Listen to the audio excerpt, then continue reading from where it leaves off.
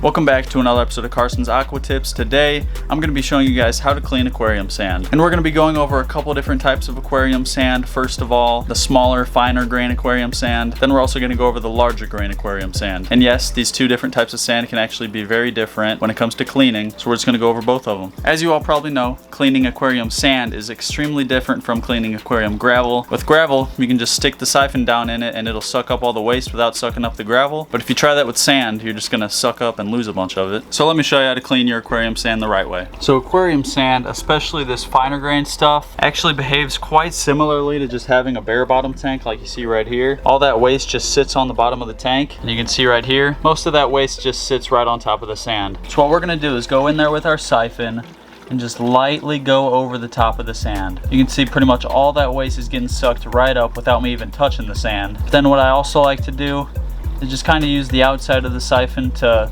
disrupt that first layer of sand, just to get anything that might have made its way under the sand. So you can see we're being real gentle with it. We might suck up a little bit of sand, which is fine. You can see just like this, carefully going right over the top of it, and it just sucks all of it right up. Yeah, that's pretty much it for that fine grain sand. Now we're gonna move on to some larger grain sand, and you can see what I mean by larger grain. It's like easier to distinguish each grain of sand, if you know what I mean. And this stuff is different because, as you can see, there's not really much on the surface. That's because, like, as the waste breaks down, it breaks into smaller particles that are smaller than the grains of sand.